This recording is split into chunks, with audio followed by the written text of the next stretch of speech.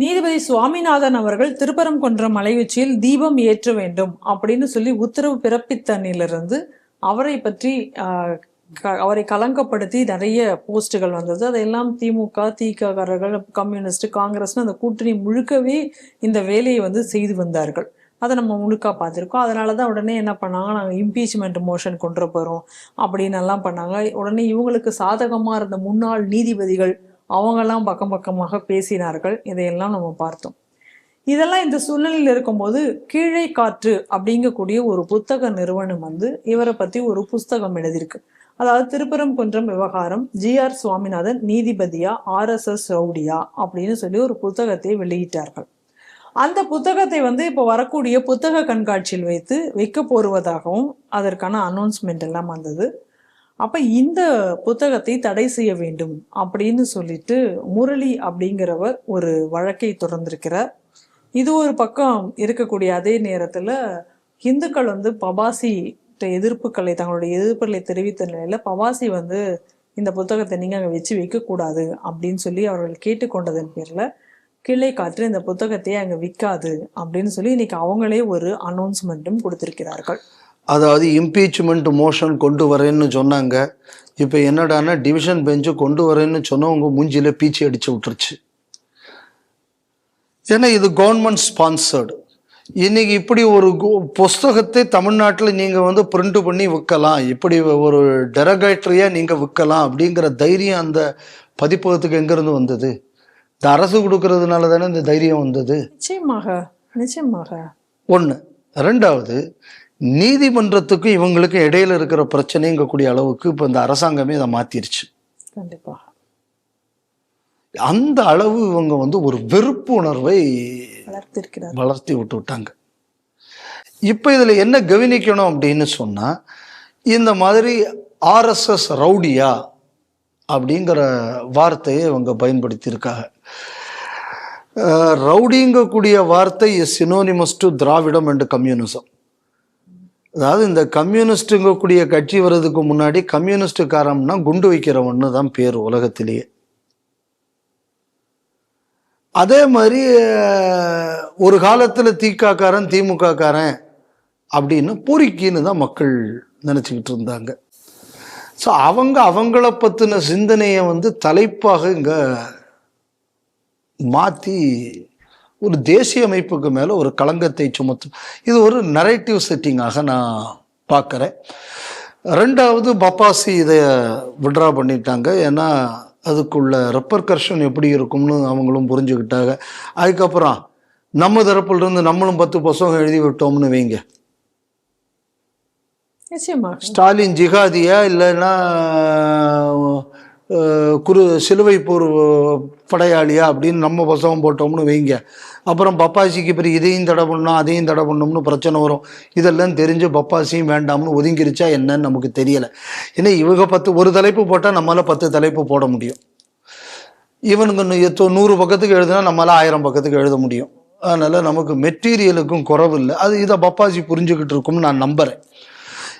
அடுத்தது நம்ம எதை கவனிக்கணும் அப்படின்னு சொல்லியாச்சுன்னா, இதற்காக பல இடங்கள்ல நீங்க முரளிதரன் அவர்கள் முதல்ல காவல் நிலையத்துக்கு கம்ப்ளைண்ட் கொடுக்க போய் அவங்க முடியாதுன்னு அங்கே இன்னொரு ஏசிக்கு அனுப்பி இப்படி இடமா திருப்பி விட்டுருக்காங்க.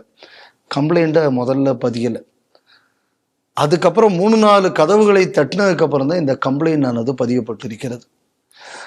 வழக்கறிஞர் ராமமூர்த்தி அவர்கள் இதுக்கு கொஞ்சம் நல்ல உதவி செய்திருக்கிறார். அவருக்கு நமது பாராட்டுக்கள். அப்போ இதுக்கு எல்லாத்துக்கு அப்புறம் தான் இந்த கேஸுங்க இந்த கம்ப்ளைண்டே முதல்ல ரெஜிஸ்டர் பண்ணியிருக்காங்க. FIR போடல. CSRக்கே இந்த பாடு. ஆனா இதே காவல்துறை என்ன பண்ணுது அப்படின்னா, எவனாவத்தன் ஃபேஸ்புக்கில் போஸ்ட் போடுறதுக்கு முன்னாடி அவன் வீட்டில் போய் அவன் அரெஸ்ட் பண்ணிட்டு போகுது. இங்கே இவ்வளவு தூரம் நடந்ததுக்கு அப்புறமும் கூட ஒரு நீதிபதியை இப்படி பேசுறதுக்கு அப்புறம் கூட அவருக்கு மேல் நடவடிக்கை இல்லை. அப்போ இந்த மாதிரியான ஒரு எக்கோசிஸ்டத்தை ஒரு அரசு கிரியேட் பண்ணுது அப்படின்னா, எப்படி பாதுகாப்பாக நீதிபதிகளால் இன்றைக்கு நீதி வழங்க முடியும்? எப்படி நீதி பரிபாலனம் செய்ய முடியும் ஒரு நாட்டில்?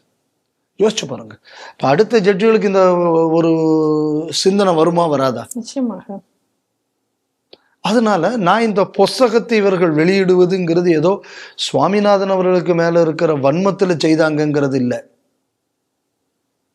எங்களை எதிர்த்து இங்க எவன் பண்ணினாலும் அவனை நாங்க க்ளோஸ் பண்ணி போடுவோங்க கூடிய மிரட்டலை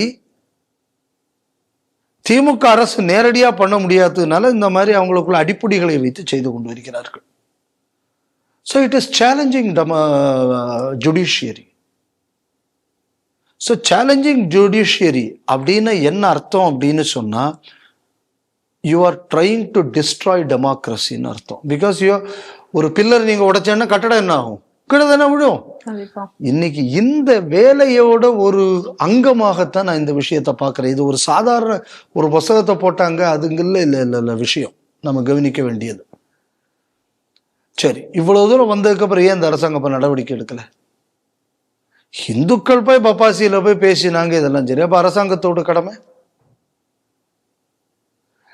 ஆம்பூர்ல நீதிபதின்ற தீர்ப்பு வந்து விட்டது, வரப்போகுது. தீர்ப்பு துலுக்கனுக்கு பாதகமா வந்தா கூட ஒரு வயல அந்த ஊர்ல கொண்டாடிடாதீங்கன்னு ஒவ்வொரு ஆள்கிட்டயோ போய் காலில் விழுந்ததே காவல்துறை. அவ இப்படி ஒரு புஸ்தகத்தை நீங்க கொண்டு வர போகும்போது அதே மாதிரி இன்னொரு ரெப்பர்கஷன் இருக்குன்னு ஏன் யோசிக்கல? காவல்துறையோட செயல்பாட பாருங்க. அப்ப எந்த அளவு தமிழகத்துல டெமோக்ராட்டிக் இன்ஸ்டிடியூஷன்ஸை மதிக்காதே.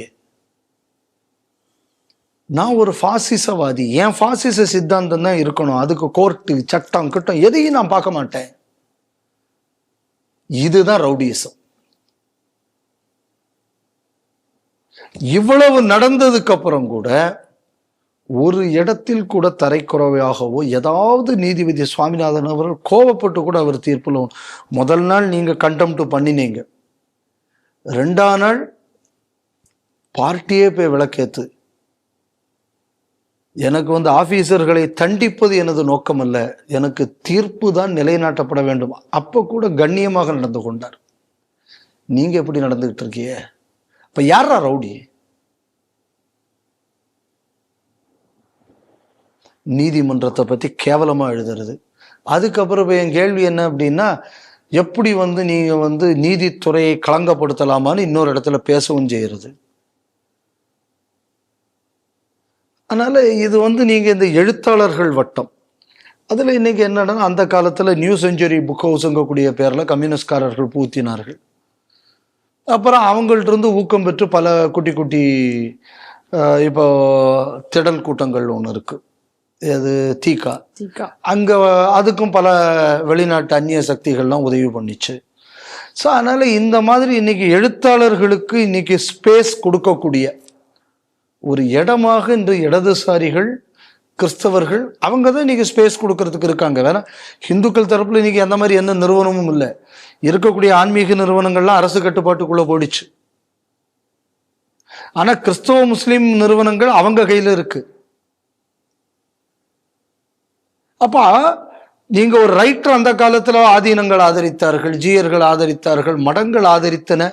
இன்னைக்கு அது எதுவுமே இன்னைக்கு இந்துக்கள் கையில இல்ல, அரசாங்கம் கையில போயிடுச்சு. அதே நேரத்தில் அவங்க கையில இருக்கிறதுல அவங்கள்ட்ட இருந்ததுனால் அன்று அவர்கள் ஆதரித்தார்கள். இன்னைக்கு நீங்க என்ன கொடுமைன்னா, அநேகமான ரைட்டர்ஸ் சோ கால்டு இன்டெலிஜென்சி, அவனெல்லாம் இன்டெலிஜென்சியான்னு நான் சொல்ல மாட்டேன், ஏன்னா நான் பலரை நான் சந்திச்சு நேரடியா பேசியிருக்கேன். இதெல்லாம் எவ்வளவு ஹாலோன்னு எனக்கு தெரியும். இன்னும் அவங்க சொல்லக்கூடிய பல ஸ்டால்வர்ட்ஸ் கூடலாம் நான் விவாதம் நடத்தியிருக்கேன். அப்படி நம்மோட ஒரு பெரிய ஸ்டால்வர்ட் நானும் நன்னன் அவர்களும் தமிழ் வருஷ பரப்புக்காக ஒரு இது நடத்தினோம். நீங்க சன் டிவி வீடியோவில் அந்த வீடியோவை மட்டும் சன் டிவி எடுத்துருச்சு. தைரியம் இருந்தால் அதை திருப்பி நீங்க ரீபோஸ்ட் பண்ணுங்களேன். வீரபாண்டியன் தான் இன்னைக்கு நடத்தினாரு அந்த விவாதத்தை. அன்னைக்கு நன்னன் நம்மகிட்ட அடி வாங்கிட்டு ஓடினாரு. ஆனால் நான் அவரை மதிக்கிறேன், இன்னும் பெரிய மனுஷன், அவருக்கு மேலே எனக்கு மரியாதை இருக்கு. ஆனால் அந்த விவாதத்தை வச்சு நான் சொல்றேன். ஸோ அதெல்லாம் ஒரு இன்டெலெக்சுவல் ஹாலோனஸ் தான் அங்கேயும். ஆனால் அவனுங்களெல்லாம் இன்டெலெக்சுவல் இவனுக்கு ஆக்கி விட்டானுவ. இப்போ என்ன அப்படின்னு சொன்னால், அதிகமான மேடைகள், அதிகமான பேப்பர்கள், அதிகமான அவங்களுக்கு எக்ஸ்போஷர் கொடுக்கக்கூடிய தளம் என்பது அவர்கள் கையில் இருப்பதால் இந்த மாதிரி பல விஷயங்களை அவர்களால் வெளிக்கொண்டு வர முடிகிறது. இது ஹிந்து சமுதாயத்தில் இருக்கக்கூடிய நமக்கு ஒரு பாடம். தேசியத்தையும் நியாயத்தையும் தர்மத்தையும் ஆதரிக்கக்கூடியவங்களுக்கு நாம் என்ன தளம் கொடுத்திருக்கிறோம்? நிச்சயமாக.